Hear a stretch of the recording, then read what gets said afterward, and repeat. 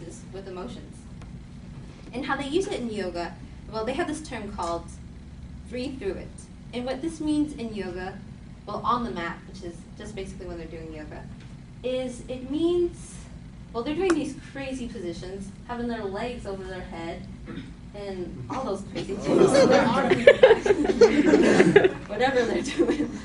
And when they say breathe through it, they mean that they're in pain now, but it's not going to last forever. It may hurt right now, but this will make us more flexible and make us better in our yoga practice.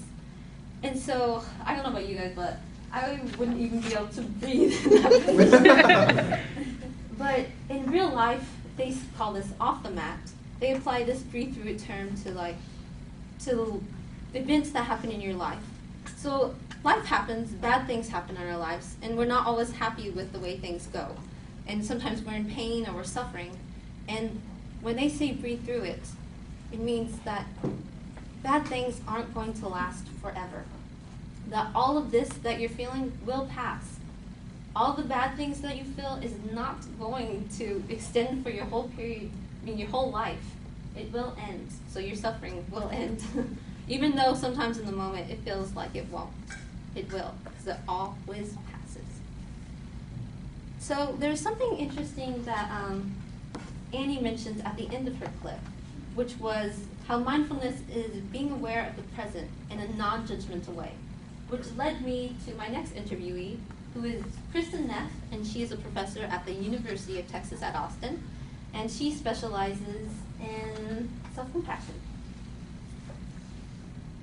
So here's kind of her definition of what self-compassion is. And yes, I study self-compassion, which is a way of relating to yourself as you would a good friend. So, most of us, when we have someone we care about who suffers or feels bad about themselves, we are supportive, encouraging, understanding, kind. Hopefully if it's a friend, you don't say, you lazy, stupid, good-for-nothing person, get out of here. And yet we often treat ourselves that way when we make a mistake or we feel we failed in some way. So often we are actually very cruel and harsh to ourselves. We say things to ourselves that we would never say to another person because it's mean. So why does it make it okay to say to ourselves, we're people, we still have feelings, we still get hurt? So I like to think of self-compassion as having a relationship with myself. And all of us have a relationship with ourselves. So everyone needs to go home and change their Facebook status in a relationship, or it's complicated.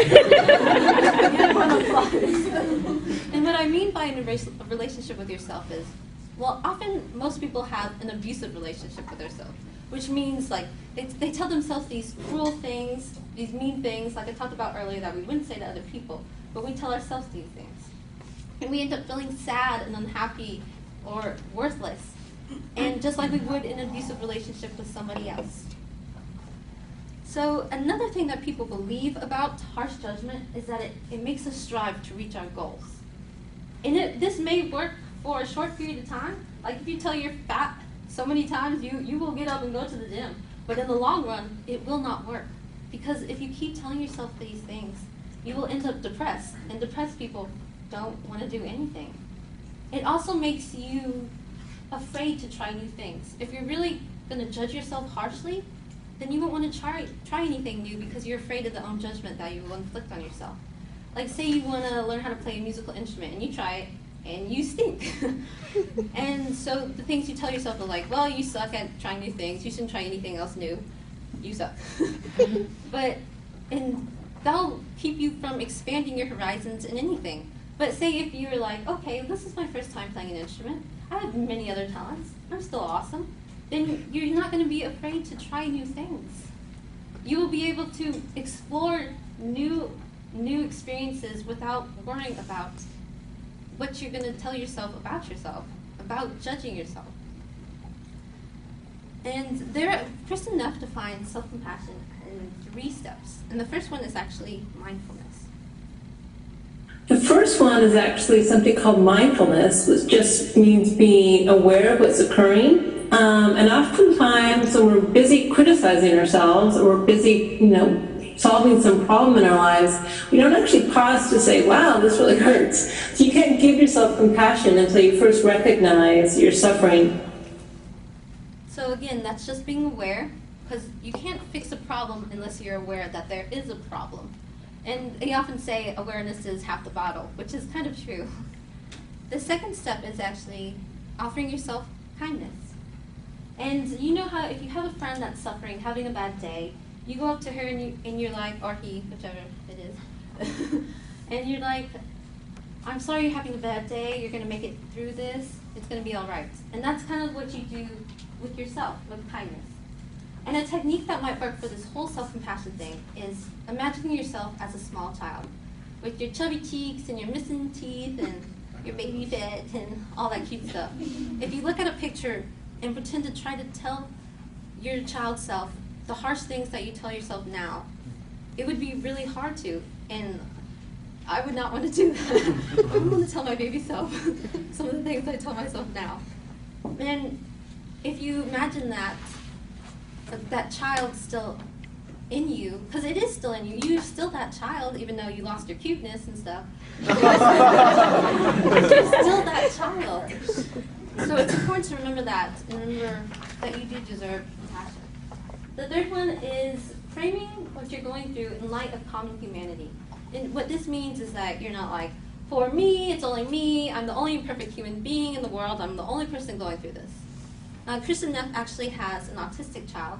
She made a movie called Horse Boy about her autistic child. It's very good. I recommend everyone see it. And she said oftentimes she would slip into this mindset like, why can't I have a normal child? I'm the only one suffering with this autistic child. No one else has to deal with this. And what she did, what helped her, was reframing it. So she didn't reframe it like, autism is actually pretty common, but how she framed it was every parent and every child has some kind of conflict.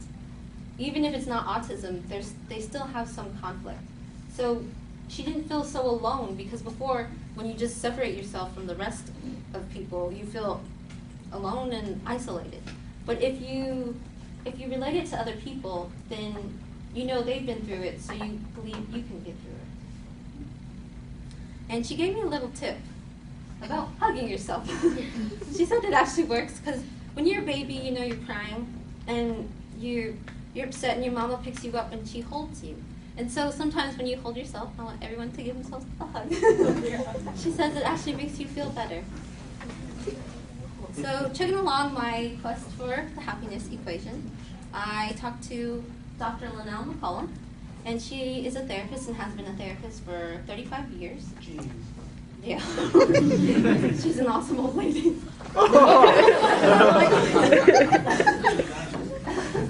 And she's been a therapist for over 35 years, and actually last year was a really hard year for her. In May of 2011, she was diagnosed with stage 3 colon cancer, and she had to go through 49 hours of chemotherapy every 2 weeks, from May to December of last year. That is a ton of chemotherapy. And she said the most important thing to her through this whole process, through treatment and everything, was the love she received from her friends and family, which leads me to the importance of genuine connections. So humans are naturally social creatures. We crave to be loved and cared for and accepted, and we get that through our interactions with other people and our genuine connections. And one person that really helped Dr. McCollum was actually her 9-year-old nephew. And here's a little story about him, and he refers to her as Gigi for great-grandma.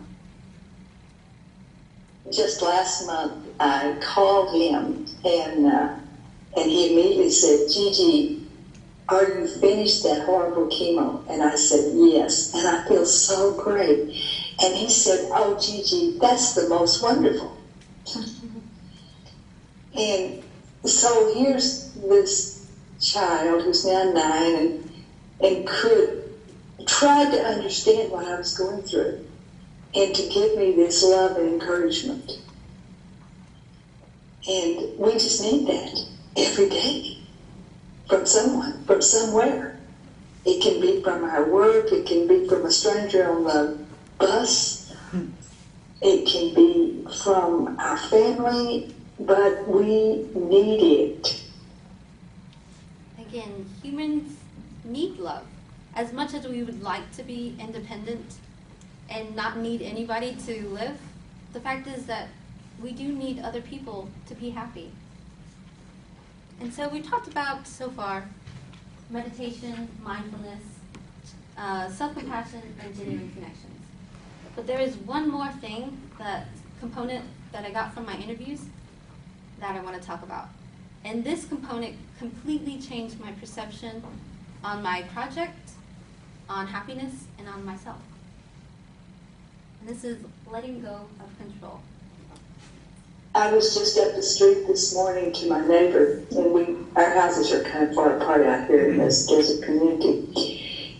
And he said, oh, you know, I read one time that kind of happiness is like, you see a beautiful butterfly, and if you chase it, you'll never catch it. And even if you did, you'd probably destroy it because it's so fragile. But if you sit quietly, it just might come and sit on your arm. And maybe that's a good analogy for happiness. That quote gives me shivers every time I hear it. Wow. The first thought that came to my mind when I heard this, when I was editing my interview, was, I am a control freak. Here I am trying to find this equation to happiness. I'm setting up